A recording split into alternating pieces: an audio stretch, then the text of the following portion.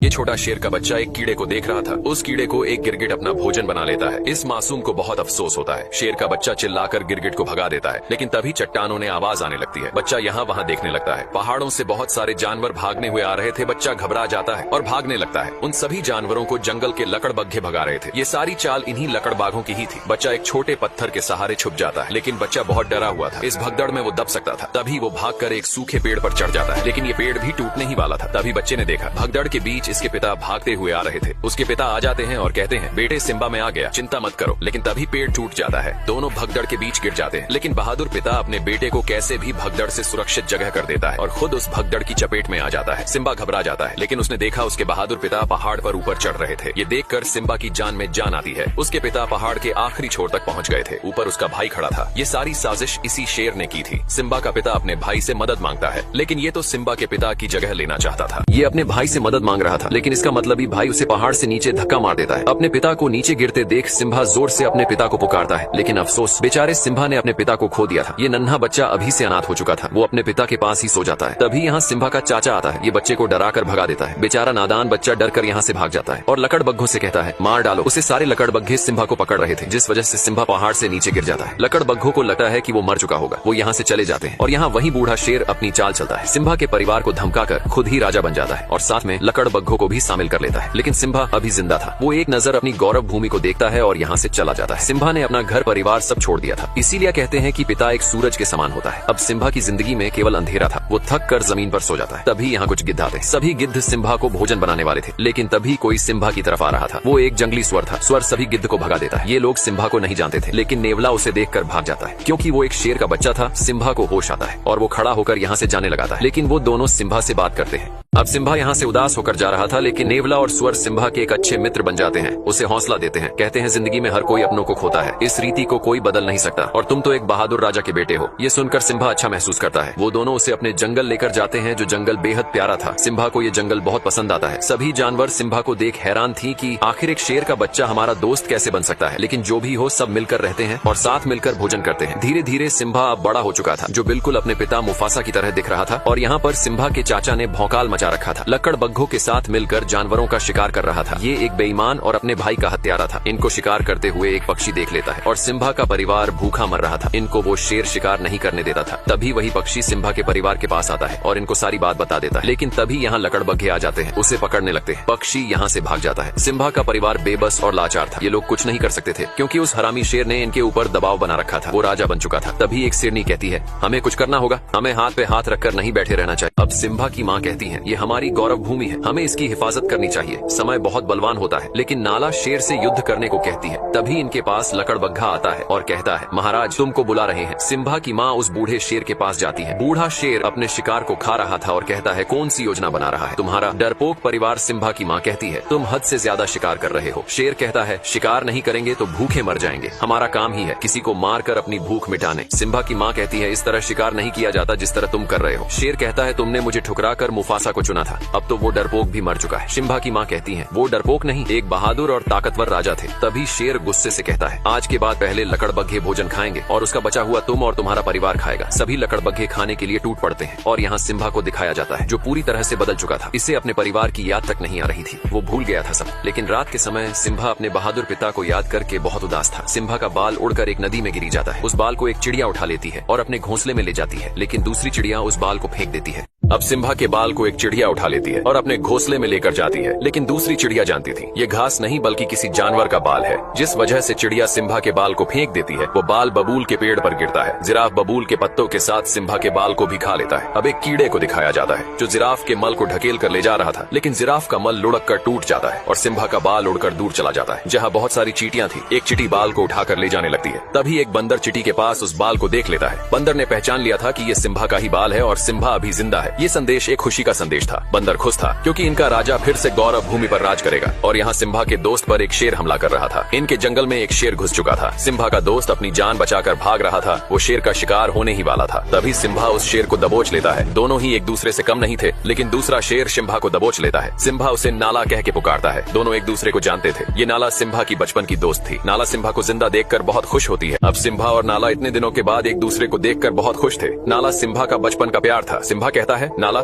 इस जंगल में तुम्हें बहुत अच्छा लगेगा, यहाँ सुकून है। नाला कहती है, सिम्बा तुम्हें अपने घर चलना होगा, उस बूढ़े शेर ने हमारी गौरव भूमि बर्बाद कर दी है, तुम हमारे राजा हो, सब तुम्हें देखकर बहुत खुश होंगे। सिम्बा कहता है, मुझे कहीं नहीं जाना, मेरा यही घर है, तुम भी यही रुक जाओ, इस जगह तुम्हें बहुत अच्छा लगेगा। सिम्बा नाला को पूरा सुंदर जंगल घुमाता है, दोनों बहुत मस्ती करते हैं। ये जगह नाला को बहुत पसंद आती है क्योंकि इस जंगल में सचमुच सुकून था। दोनों इस पल को जी भर के जीते हैं। तभी नाला कहती है, सिम्बा अगर तुम जिंदा थे तो तुम घर क्यों नहीं आए? उस बूढ़े शेर ने पूरी गौरव भूमि तबाह कर दी है, हमें कई दिन भूखे भी सोना पड़ता है। लेकिन सिम्बा कहता है, मुझे इससे कोई मतलब नहीं है, अब यही मेरा घर है, मैं इसे छोड़कर नहीं जा सकता। सिम्बा बहुत बदल चुका था, वो भूल चुका था अपने लोगों को। नाला कहती है, कैसे शेर हो तुम, तुम्हारे पिता और तुम में जमीन आसमान का फर्क है, तुम एक कायर हो, डरपोक हो। इतना बोलकर नाला यहाँ से चली जाती है। अब सिम्बा रात के समय जंगल में उदास घूम रहा था, तभी वही बंदर सिम्बा के पास आता है और कहता है, सिम्बा पहचानो खुद को कि तुम कौन हो। सिम्बा बंदर की बात को अनसुना करके जाने लगता है। अब सिम्बा अपने घर जाने से मना कर देता है क्योंकि सिम्बा का अब से यही घर था। नाला कहती है, सिम्बा हमें तुमसे उम्मीद थी कि तुम हमारी और गौरव भूमि की रक्षा करोगे, लेकिन तुम तो डरपोक और बुजदिल निकले। इतना बोलकर नाला यहाँ से चली जाती है, लेकिन सिम्बा को कोई फर्क नहीं पड़ रहा था। अब सिम्बा उदास होकर जा रहा था, तभी इसे वही बंदर मिलता है। सिम्बा उस बंदर को नहीं जानता था, लेकिन बंदर सिम्बा और उसके पूरे परिवार को जानता था। बंदर सिम्बा के पास आकर कहता है, सिम्बा पहचानो तुम कौन हो। लेकिन सिम्बा उसकी बातों को इग्नोर करके जा रहा था। तभी बंदर कहता है, मैंने मुफासा के बेटे को गोद में खिलाया है। इतना सुनते सिम्बा रुक जाता है और कहता है, तुम मेरे पिता को कैसे जानते हो? बंदर कहता है, तुम्हारे बहादुर पिता को कौन नहीं जानता, मैं तुम्हें तुम्हारे पिता से मिलवा सकता हूँ। सिम्बा बंदर के पीछे पीछे भाग रहा था। सिम्बा को लग रहा था कि उसके पिता जिंदा है, लेकिन बंदर सिम्बा को एक नदी के पास लाता है और कहता है, देखो अपने पिता को। सिम्बा पानी में अपने चेहरे में पिता का चेहरा देखता है। बंदर कहता है, तुम्हारे पिता तुम्हारे अंदर है। तभी सिम्बा को आसमान से आवाज आती है, वो इसके पिता थे। वो कहते हैं, बेटा सिम्बा तुम एक शेर हो और शुरू से ही शेर जंगल का राजा रहा है। इतनी बातें सुनने के बाद सिम्बा में अपने पिता की ताकत और वो जोश महसूस हो रहा था और निकल पड़ता है।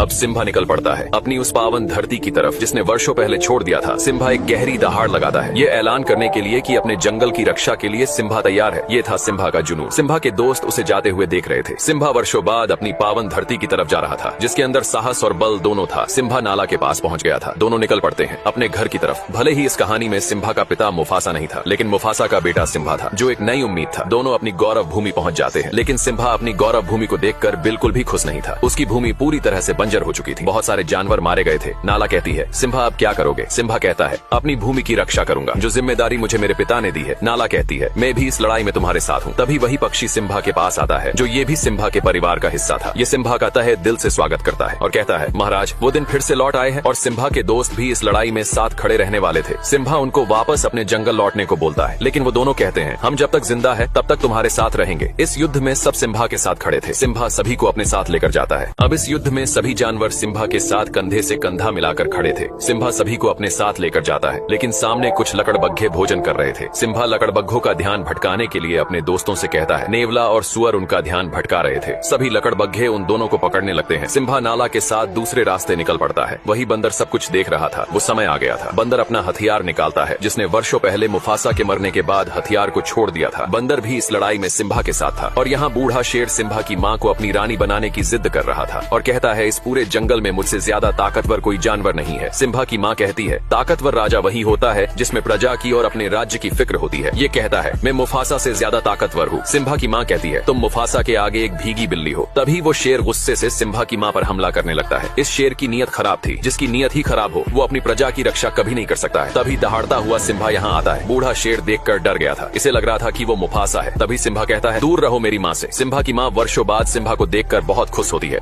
अब सिम्बा दहाड़ता हुआ यहाँ आता है। बूढ़ा शेर उसे देखकर डर गया था। इसे लग रहा था कि वो मुफासा होगा। सिम्बा कहता है, दूर रहो मेरी माँ से। सिम्बा की माँ वर्षों बाद सिम्बा को देखकर बहुत खुश थी। जो दिया वर्षों पहले बुझ गया था वो फिर एक नई रोशनी लेकर आया था। बूढ़ा शेर कहता है, भतीजे तुझे जिंदा देखकर बहुत खुशी हुई। सिम्बा कहता है, कोई एक वजह बताओ चाचा कि तुम्हें जिंदा छोड़ दूं। बूढ़ा शेर कहता है, ये मत भूलो तुम जंगल के राजा के सामने खड़े हो। तभी नाला कहती है, अब से हमारा राजा सिम्बा है, उसके लिए हमें भले ही युद्ध ही क्यों न करना पड़े। सिम्बा का परिवार भी युद्ध के लिए तैयार था। सिम्बा कहता है, हार मान लो चाचा। बूढ़ा शेर कहता है, मैं नहीं चाहता कि मेरे हाथ हो, तुम सब मारे जाओ। तुम सब मेरा परिवार हो और क्या तुम सबको पता है तुम्हारे इस सिम्बा ने क्या किया है भतीजे? तुमने इनको बताया नहीं कि तुम अपने पिता मुफासा के हत्यारे हो। अपना गुनाह कबूल करो और बताओ सबको कि तुम्हारी वजह से हमारे महान राजा मारे गए। सिम्बा का पूरा परिवार सिम्बा को देख रहा था। तभी सिम्बा कहता है, हाँ मेरी वजह से मारे गए थे मेरे पिता। तभी बूढ़ा शेर कहता है, आखिर कर लिया कबूल हत्यारा है। ये अपने पिता का, इसी की वजह से आज महाराज हमारे बीच नहीं रहे। ये क्या राजा बनेगा जिसने अपने पिता को ही निगल लिया। बूढ़ा शेर सिम्बा की बातों को दबाता हुआ उसे पीछे लेकर जा रहा था। सिम्बा घबरा गया था और कहता है, मैं राजा नहीं बनूंगा। अब बूढ़ा शेर सिम्बा की बातों को दबाते हुए उसे पीछे लेकर जा रहा था और जोर से चिल्लाकर कहता है, झुकाओ अपने सर को। तभी सिम्बा का पैर फिसल जाता है। सिम्बा चट्टान पर पर लटका हुआ था। यहाँ जोर की बिजली कड़कती है। ये वो आखिरी पल था जिसमें एक पापी का अंत तय था। बूढ़ा शेर कहता है, ये नजारा मैंने वर्षों पहले देखा था, बिल्कुल तुम्हारी तरह ही मुफासा ने मेरी आंखों में देखा था। बूढ़ा शेर उछलकर सिम्बा के पंजों को दबा लेता है और कहता है, एक राज की बात बताऊं भतीजे, तेरे बाप मुफासा को मैंने ही मारा था। इतनी बात सुनते ही सिम्बा अपने पिता के उस दुख भरे पल को याद करने लगता है। तभी सिम्बा जबड़े से उसके बाल पकड़कर ऊपर आ जाता है और चिल्लाकर कहता है, कैसे भाई हो तुम, अपने सगे भाई की ही हत्या कर दी। बूढ़ा शेर कहता है, ये झूठा बोल रहा है, इसकी बात मत सुनो। तभी सिम्बा की माँ कहती है, तुमने मुफासा को नहीं मारा तो उनकी आंखों में कैसे देखा। बूढ़े शेर का अंतिम समय आ चुका था। तभी बूढ़ा शेर लकड़बग्घों से कहता है, मार डालो सबको। सभी लकड़बग्घे सिम्बा के ऊपर टूट पड़ते हैं, लेकिन सिम्बा सभी लकड़बग्घों को जबड़े से दबाकर फेंक रहा था। नाला अपने परिवार को हमला करने को कहती है। सिम्बा का पूरा परिवार लकड़बग्घों पर टूट पड़ता है। ये था एक भीषण युद्ध जो सत्य और असत्य के बीच हो रहा था। सभी लकड़बग्घे सिम्बा को नोच रहे थे।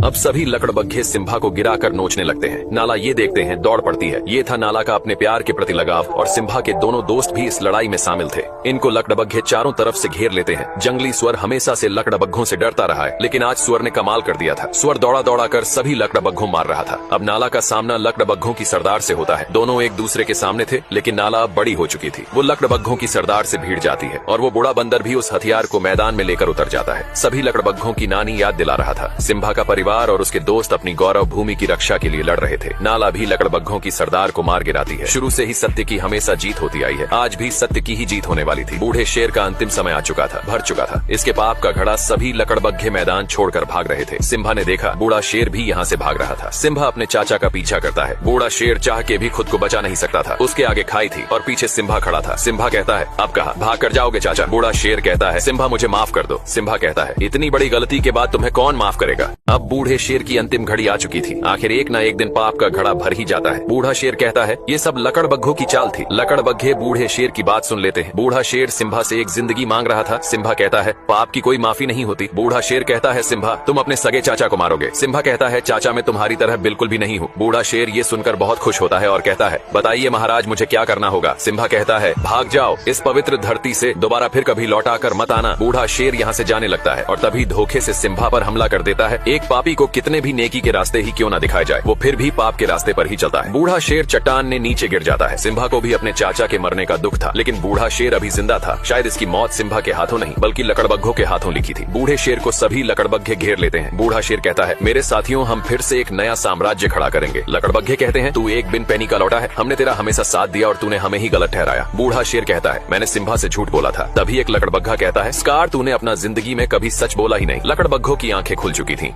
सभी लकड़बग्घे बूढ़े शेर पर टूट पड़ते हैं। ये था एक बुराई का अंत। इस लड़ाई में फिर से अच्छाई की ही जीत हुई थी। अब सिम्बा अपने परिवार से मिलता है। सिम्बा का परिवार फिर से एक जीती जागती जिंदगी जीने वाला था। सिम्बा उस बंदर से भी मिलता है जिसने सिम्बा को हौसला दिया, उसे उसकी पहचान बताई। आखिर एक सच्चा राजा वही होता है जिसमें अपने प्रजा और गौरव भूमि की फिक्र हो। ये सब सिम्बा के अंदर था। वो एक वीर सम्राट था, एक वीर योद्धा था और इस गौरव भूमि का एक राजा भी था। सिम्बा के राजा बनने से सभी जानवर बहुत खुश थे। जिस जिंदगी को डर कर जिया करते थे, अब उस जिंदगी को खुलकर जीने का समय आ गया था। सिम्बा और नाला के प्यार से एक प्यारा बच्चा हुआ। सिम्बा के बाद इस गौरव भूमि की रक्षा करने वाला सम्राट। ये स्टोरी यहीं पर समाप्त होती है। फिर से लौटेंगे ऐसी ही एक मुफासा की बचपन की